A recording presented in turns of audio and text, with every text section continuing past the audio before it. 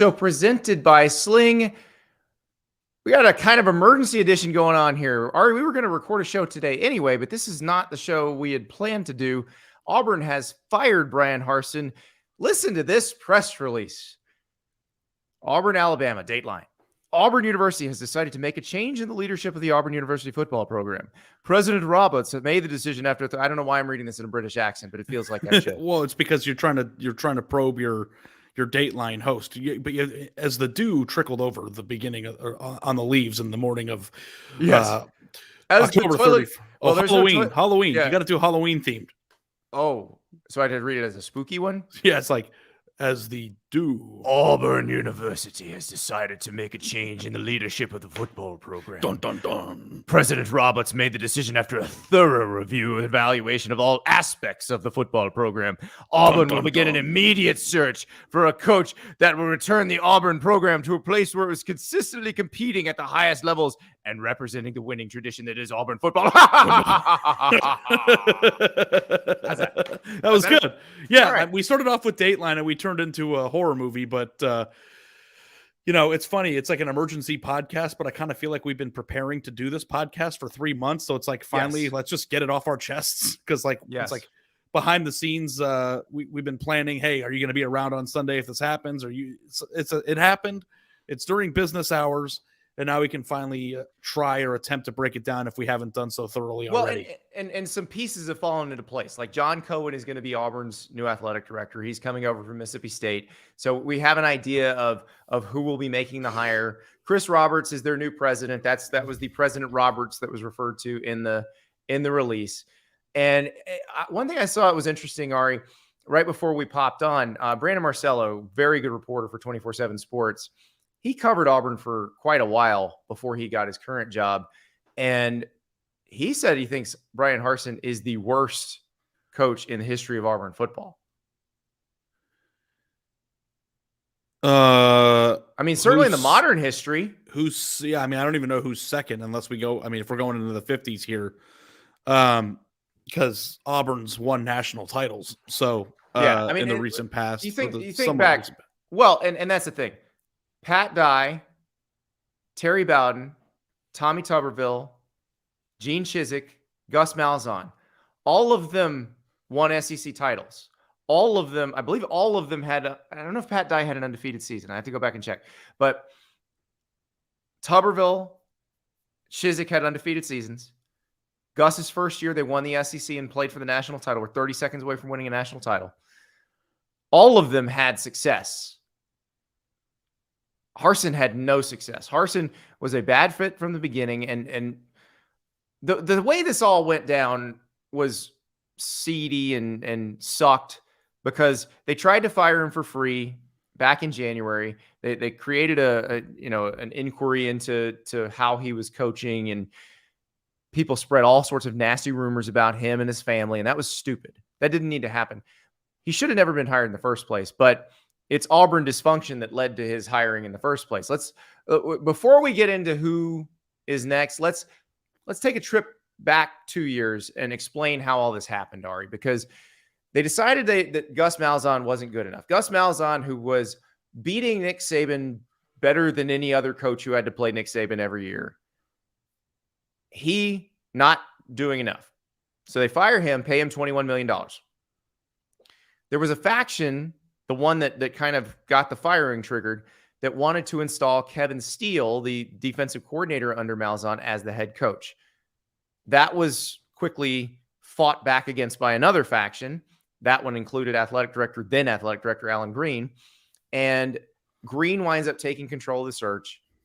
We know Billy Napier was contacted. We know Brent Venables was contacted. We know both of them basically said, I don't know who's in charge there.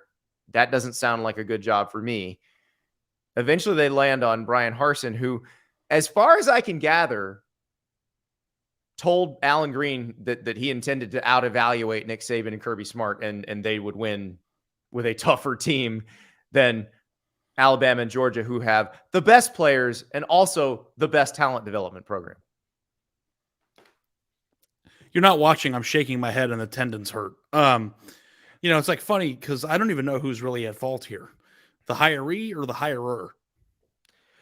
I think it's the hirer in this case. I agree. Well, it's the hiree too, because the hiree did accept the job and cash the checks. Like if you took that direct deposit, then you should do the job that you got hired to do. And Bryan Harsin was told at various points what the job was. And it's, you got to go try to recruit the same players that Nick Saban and Kirby Smart is recruiting. You can't think that you're going to find diamonds in the rough and you have them in your program for 3-4 years and suddenly they'll emerge tougher and be able. That works in the Mountain West. That does not work in the SEC. I'm trying to do like a journalism analogy here, but if you, let's just say we start the Andy Staples Daily, it's a national college football newspaper, and you want to hire the managing editor of that paper, what would he have to say that would be anywhere close to we're going to evaluate Nick Saban in terms of the ridiculousness of that? Like, and as a person making that hire, like, I mean, like step one would be recruit. And if the person that you're hiring to be the managing editor isn't report, right, you don't. It like won't the work. person making the hiring process has to understand that. Yeah, Wakey Ski in the chat says, "How can you decide you want to fire a guy after year one? Bro never had ground to stand on." No. You can decide that if you know that he's not going to do the job that he was hired to do. You can decide that after year one. It's like hiring a shooting guard in the NBA who doesn't like taking shots. It's Ben Simmons. Yeah, it's hiring Ben Simmons, basically. Yeah. No, it's basically hiring a shooting guard in the NBA who thinks he's a post player, who's like, I'm going to play down in the post. And I'm like, going to we post didn't up hire Shaq. you to play in the block. Yeah, so, I'm going to post up Giannis. So it's kind of like this weird case of dysfunction, both at the coaching level and in the hiring level. And if you're Auburn, you have to hope that the athletic director and the president are more competent in the hiring process this time around than they were the previous time. And I think that's the most hopeful thing. So as you go through the list of candidates, and I'm assuming that we're going to get to here on the show, we should. I think we have to get to candidates that fit the scope of what you need to say the first minute you're in an Auburn interview. Yes, and I do think there are going to be people that we're not thinking of because we're like, I don't know, they probably got too good of a job, who are going to look at this and go, well, they can win national championships there. So I'm at least going to dip my toe in this. But Will Bailey with a great question. Do you think John Cohen can make a good hire? His track record is Joe Moorhead and Mike Leach. And he points out correctly that Mike Leach only came after Joe Judge got swiped by the New York Giants. So they were going to hire Joe Judge to be Mississippi State's head coach. And then the Giants decided to hire him as the head coach. Well, here's the thing you have to say, too. It's like comparing being the general manager of the Cleveland Guardians and the New York Yankees. You have different sales pitches and different resources that you have at your disposal, which makes other previous hires that you made a little bit, I don't know if it's irrelevant, but it's not apples to apples. Yes. So you need someone who will go head to head with Saban and Smart. You need someone, this is pretty important right now, who is good in the transfer portal, because you got to flip that roster right freaking now. Derek Hall's gone.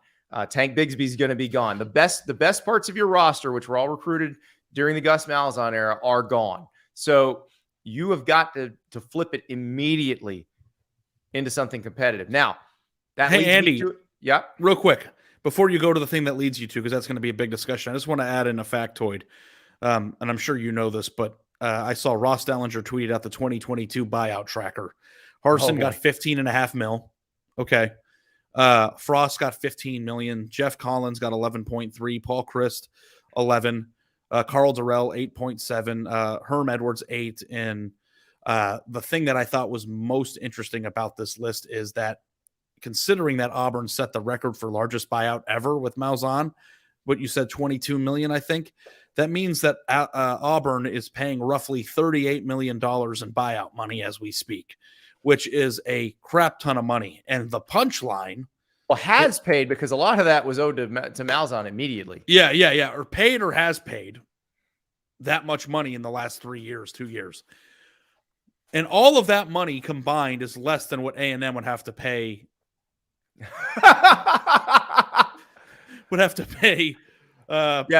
Yes, they would have to pay Gus Malzahn's Auburn buyout to Jimbo Fisher within 60 days, and then $7 million a year for the next 9 years. And then they'd have to come up with $44 million after all that. So like that is just a context too of like, if you talk about buyouts and A&M having money, like Auburn has up and away paid more than anybody in the recent history in buyout money. And it's not even half of what Jimbo would have to be paid. So, okay, go on to your next point. I don't think people care about financial stuff, but I do think it's kind of interesting to at least mention.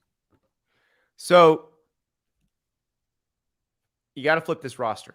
That leads me to one person and one person only. I know who you're going to say. Just say it. Who recruits the portal better than anybody else? Go ahead. Just say his name. The portal king, Lane Kiffin. Now, let me ask you this question, Ari. Would you entertain the Auburn job if you were Lane Kiffin? Or would you use the Auburn job to squeeze another $1 million bucks out of Ole Miss? Because I know which one I'd pick. I think I would use it to squeeze money out of Ole Miss. Me too. The thing with Lane is that he's been through enough turbulence in his career. And I don't know, maybe he's the more mature version of himself right now. But I feel like Ole Miss gives him an opportunity to kind of be himself at a place that plays in a big-time conference without all the extra crap that comes with it. Now, I'm not necessarily sure the man enjoys living in Oxford, Mississippi. We've heard living in Auburn, Alabama, and living in Oxford, Mississippi are essentially the same thing. So, like, if you're going to make a move and you don't enjoy it, then you want to make a move back to a place that, you know, offers a little bit more by way of city. But I don't know if Lane Kiffin could get a better, more stable job by staying put at Ole Miss and having years like this for 3 or 4 more years, or if he thinks that the juice is worth the squeeze here. So only he can answer that. Yep. But considering his career arc, I'm not necessarily sure that sun-kissed FAU Lane Kiffin or 7-1 Ole Miss Lane Kiffin that has a nice thing going there wants to put himself through that right now. Does that? It does. Maybe he does. I don't know. Maybe he does. It makes perfect sense. Now, if I'm Jimmy Sexton, I'm like, Andy and Ari, shut the hell up. Lane wants the job until they offer the job, and Ole Miss offers more money, and then Lane takes more money at Ole Miss. Yeah. So, but like the man that we sat in his office 3 weeks ago. Yeah. Does that look like a man who wants to do that? No. Like genuinely wants to do that. No. I agree with you. Because he can be as successful, or maybe, and he's currently more successful, and he's not under the same kind of pressure. Now, so that leads to some other names. There is a name. There's a guy who succeeded at Ole Miss who I know would go after the same players as Nick Saban and Kirby Smart. Didn't this man just sign a long contract extension? He sure did. Yeah. But I bet it lets him out if he can. I bet it was set up to let him out if something really great comes along. That would be Hugh Freeze. I still don't know if Auburn would hire Hugh Freeze. Well, the question you have to ask about Auburn before we continue on this is, how far down the line of sell your soul to be good are they? Are they like desperate at this point? Because are they Texas A&M at this point? Are they Texas A&M at this point? I don't know if that's the way I would categorize it, but like, are they like sell your soul to be good, desperate yet? I don't know if they are. I don't know if they do that. I don't know if they'd be willing to do that, because I think they're looking at Texas A&M. Like if Jimbo Fisher were in the midst of competing for the SEC title right now, yeah, then they might be saying $12 million a year, no buyout, 10-year contract, whatever it takes. But they're probably looking at Jimbo Fisher and at Mel Tucker and at James Franklin. They're like, "Oh, this could be worse than what we have now." Well, I don't know if I would look at Jimbo Fisher as the same example of what I'm getting at, which is hiring somebody who doesn't have a pristine reputation. Well, I'm not talking about Hugh Freeze. I'm talking about but I think those are two separate issues. Guy. Yeah. If that guy is somebody who has even somewhat of a fractured reputation, is Auburn in the position where they could give a little on who the person they're after has on that resume? Financially, that's a separate discussion, but they might actually be one and the same depending on who that person is. But do you think that Auburn is in a position temperament-wise to want Hugh Freeze leading their program? I don't know that they'd hire Hugh Freeze because of Hugh Freeze's specific baggage. If Hugh Freeze did not get fired at Ole Miss for what he got fired for, then it might be a different story. And remember, he was not fired for NCAA stuff. He was fired for the phone numbers he was calling that, brought certain people. If you call, they might come to your hotel room, that sort of thing. So that's what he got fired for. So I don't know that they are going out there, and he's already gotten his big old raise too at Liberty. So he's good to go. One way or the other, he's good to go. Well, here's the thing about Hugh Freeze. He would win there, right? Yep. So that's it. That's the statement. He would win there. How much money are you willing to spend to get that guy? Detach the name. And how far are you willing to go down the moral ladder? I don't think the money, you could get him for less money than Jimbo. Like you would have to pay a Jimbo type deal or a Kirby type deal. But how many years have to go by before Hugh Freeze is even hireable again? That's a good question. I feel like there was a double secret probation going on when people were trying to hire him as an OC in the SEC, and the SEC office is like, you sure about that? But I think now, I mean, they can't block that forever. But I'm just not sure that any of these big money SEC programs are going to be willing to do that. Because Hugh Freeze, and I don't know if I saw somebody in the chat, right, Urban Meyer. I don't even think that's a rational discussion at this point. No. But if you start going, somebody else wrote Bobby Petrino. Well, they already tried that once. Yeah. So the thing now, I guess, that we're going down the list of are big time risks who would probably command major contracts that might win, but also might blow up in your face. Right. Yeah. So it's like, if you're Auburn, which direction do you want to go into?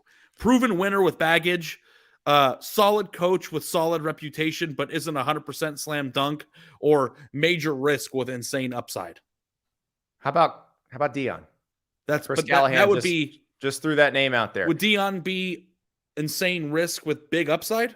Yes, I think he would, because Deion would have no qualms about going after the same recruits as Nick Saban and Kirby Smart. Deion would be all in on the NIL stuff. He would be able to help you convince people to invest in the NIL stuff.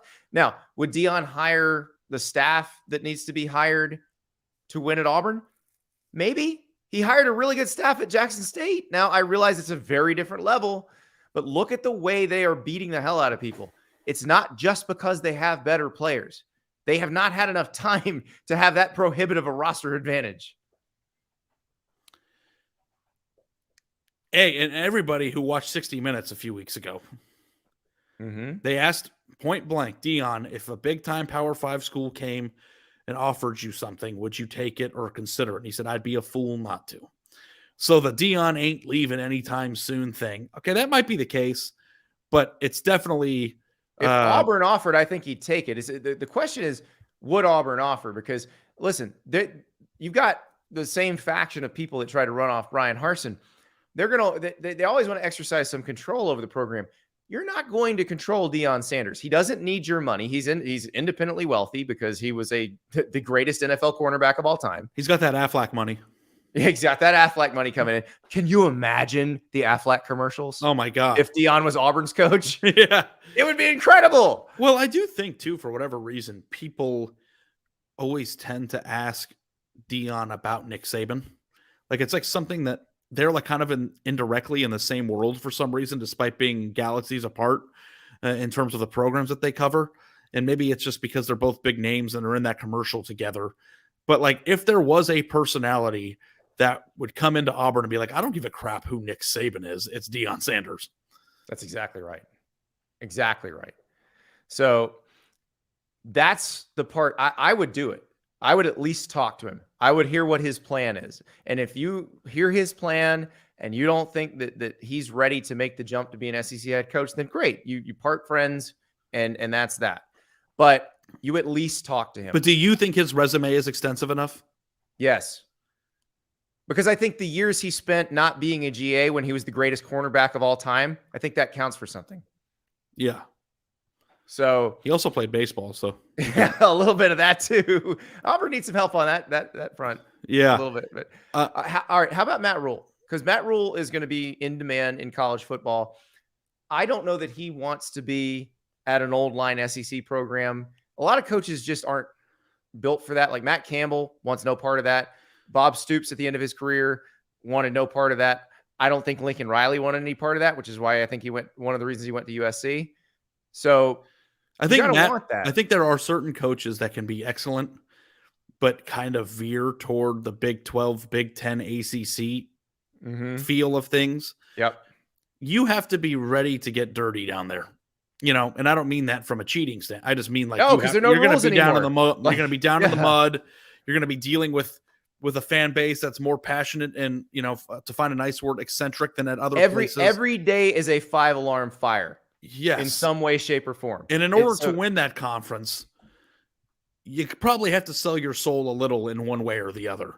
And like Matt Rule to me does not seem to fit the personality profile of somebody who's going to just go out recruit Nick Saban for an Alabama prospect. But I do think that he's a tremendous coach and is going to be a really great fit somewhere. But Matt Rule strikes me as a Big 12, ACC, Big 10 personality the same way Matt Campbell would. Like Matt Campbell's a very good coach and was, a year removed from being the hottest name in the coaching carousel rumor mill.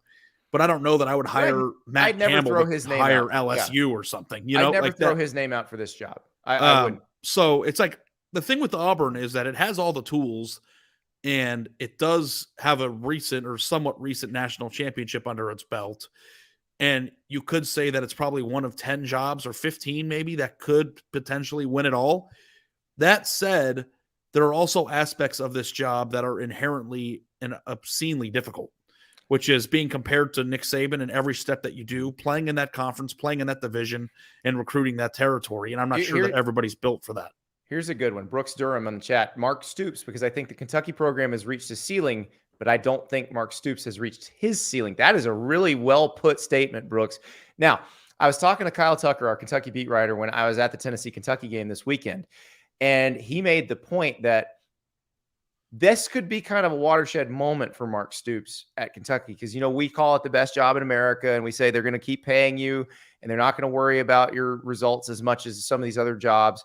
But the drawback is you can claw and scratch for 10 years at Kentucky and make Kentucky better. And then Tennessee just flips their team in 1 year and kicks the crap out of you. Right. Yeah. If Tennessee gets something right, they're ahead of you. If Florida gets something right, they'll be ahead of you too. It's so frustrating. So if you're Mark Stoops, do you entertain a job like Auburn, which I think he could do well at? Now, his recruiting ties, Vince Marrow, his ace recruiter, all of those go north. They all go up into Ohio. So that would suggest that you might take the best Big 10 job open instead of the best SEC job open. But I think he has the skill set to do that anywhere. And I don't think he's afraid of going against Nick Saban or Kirby Smart. He's not going to say, I'm going to out-evaluate these people because he knows exactly what they are. Does anybody, and I haven't read this, and in the few times I've spoken to Mark, it didn't come up, but does anybody know how he views life? Is he? I think he wants to win. I think he wants to win. I mean, some people would be fine being the coach at Kentucky, winning 10 games every 4 years and being the greatest coach that ever been there. But I don't know if it gnaws at him every night before he goes to bed that he can't win a national championship. And if it does, then you have to make that change eventually. Now, the hardest part about that is that basically what happened on Saturday was like you said, I don't know, watershed moment is the right word, but it is the realization that Kentucky has probably reached its ceiling.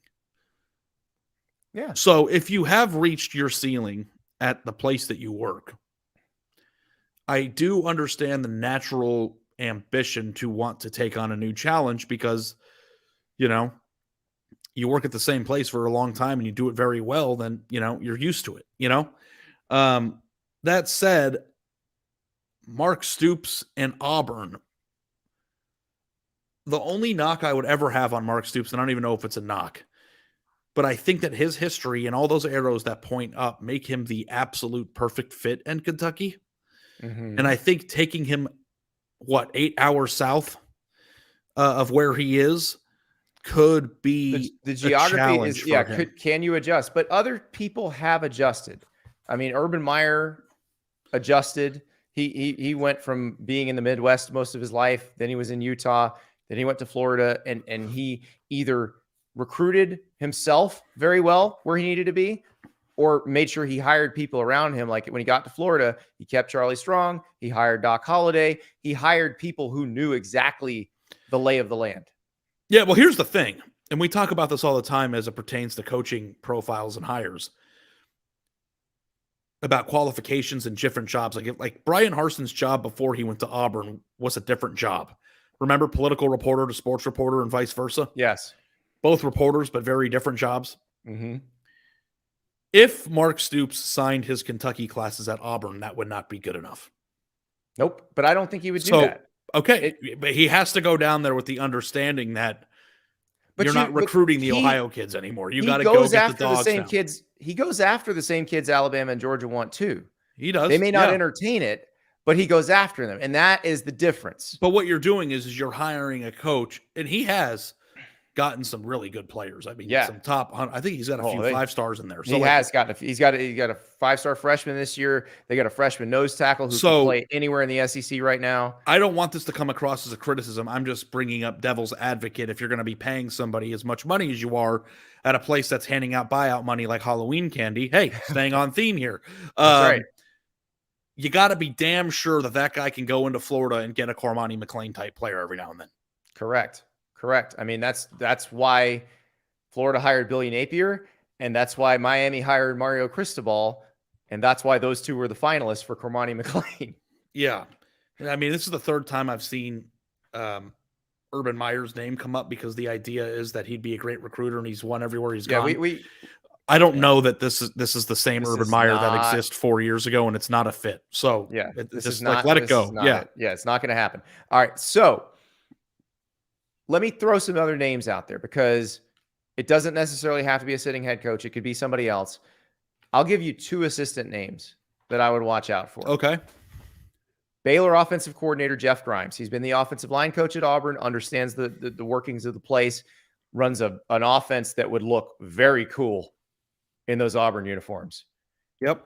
Would be really good up front. Would take a lot of lessons from working with Dave Aranda. And I know you're saying, well, why not Dave Aranda? I don't think Dave Aranda would want to go to Auburn. I don't think he'd be a fit there. But Jeff Grimes, I think, would be a good fit there. As a recruiter, I don't think he's afraid. He also knows all the other folks who've been in the SEC forever. You know, the folks like, I always joke that Will Muschamp will get a set of SEC steak knives once he works for every single SEC school. Like, there's a bunch of guys like that.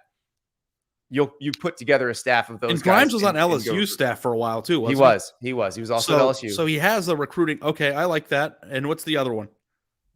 The other one is Del McGee. Del McGee is at Georgia, former very good Columbus, Georgia area high school coach who's been in the college ranks for a few years now. He's viewed as a potential head coach. Now, this might be too big of a first job. I don't know. But this is a guy who would get you dudes immediately. He would go and get the best players in the South. I don't know if we're there yet. Everybody talks about the Nick Saban coaching tree. And, you know, I don't know if Kirby Smart has a coaching tree or if it's just Nick Saban's grandchildren. But I love the idea of getting somebody who is not only on the staff, but a key recruiter for a maniacal recruiting coach that has gotten results. Mm-hmm. So I liked the Dan Lanning hire, and I like that idea, like going out and getting somebody. And I think that McGee's been on Georgia's staff for like 6 or 7 years now. Yeah, it's crazy because I remember when he was the head coach at Carver Columbus, but that was a while ago. Yeah, that was Isaiah Crowell was one of his players at Carver then Columbus. You're talking almost a decade ago at that point. So if not longer. So can I throw one more name out there? It's a person who won't take the job, who won't leave where he is, but he'd be perfect there. Sam Pittman would destroy people at Auburn. Yeah, would destroy them, but he's not leaving Arkansas. Let me ask you, ask anyway. But that is a interesting point because we made the mistake last year, and I don't want to make it again about overlooking coaches that already worked at great places. Does Auburn have the ability to go get somebody who is not on the block right now? If Sam Pittman were 20 years younger, maybe he's like, oh, better chance to win a national title there. But because of all this coming later in life, I wonder if I don't know exactly where his perspective is on this, But he is, to me, just talking to people around him, viewed Arkansas as a retirement job. Like be good at the Auburn job, the Arkansas job for 10 years, retire, and you're good to go. Would he be willing to leave a very good thing? He's got a really good thing for something that is completely chaotic. Yeah, you mentioned Dave Aranda. We've mentioned Lane Kiffin. We've mentioned Mark Stoops. Here's another one. Seth Bardner mentions Rodney Garner. Now, I don't know that Rodney Garner is wanting to be a head coach right now, but he's the D-line coach at Tennessee right now. If that may be, and obviously he's an Auburn grad. He's been at Auburn multiple times. He's been at Georgia. He's been at Tennessee multiple times. That's the person who you either want to talk to or you want to make sure he gets on the next person's staff. Yeah. Yeah. No, that's good. Let me ask you this one that has no connection there at all, but is an interesting name. Is Luke Fickell a national candidate anymore? Or does it have to be a Big Ten job? I would hire Luke Fickell to coach at Auburn because I think he could do it. I think he'd do very well there. But I don't know that Luke Fickell would take the Auburn job. He's a little bit different cat when it comes to these kinds of jobs. He's turned down some pretty good ones. And, he's the one. So on this very podcast, he told the story of, he had the interim job at Ohio State after Tressel got fired. So between Tressel and Urban Meyer, that made him so miserable that he didn't want to be a head coach again. And Mark D'Antonio, his former boss, had to talk him into pursuing head coaching jobs. He's like, dude, you'd be really good at this. Please try. You might like it better this time. And so I don't know that Luke Fickell wants all that aggravation that you get at Auburn when he could keep doing what he's doing and eventually be the head coach at Ohio State someday or Penn State someday. I don't think there's a clock in his head going, well, I got to get somewhere. Okay. And this is just kind of maybe a speed round, but just other names. What about PJ Fleck? Oh, would not be afraid at all to go after those dudes. Would not have any fear whatsoever. I don't know if he's done enough, but I don't know if it would work. But I'm looking at a list right now of best coaches in America because we named Auburn coach. Like the Auburn coach, it helps if he's got a thing. Like PJ Fleck's got some things. He does have a thing. He has an identity for sure. Is there swampland in Alabama to row a boat in, or there's lakes all around Auburn. You can row a boat on the lake. You can row a boat on the lake. Because we did name 5 names of current coaches that are in the top 20 of this list. Yeah, let me throw another one out there. Steven, Mike Gundy has tried to get to Mike Gundy has talked to Tennessee to get a raise at Oklahoma State. I think he's probably at this point in for a penny, in for a pound with Oklahoma State. But still talk to him. Like if he wants to talk to you, talk to him. Yeah. Yeah. He's a hell of a coach. I think we've named every potential candidate for the head coaching job as it pertains to a coach who's currently a head coach. Yeah. So, Del McGee is exciting to me. I think it's very interesting, and I think that's one that they should absolutely talk to. So we shall see. Lots of drama to unfold in the coaching carousel. There is now a big-time SEC job open where the school has won a national title this century. They've had 2 undefeated seasons this century. They've won the SEC multiple times this century. They've won the SEC West in the last 5 years. It's going to get wild, everybody. Get ready. Hold on to your butts. The Auburn job is open.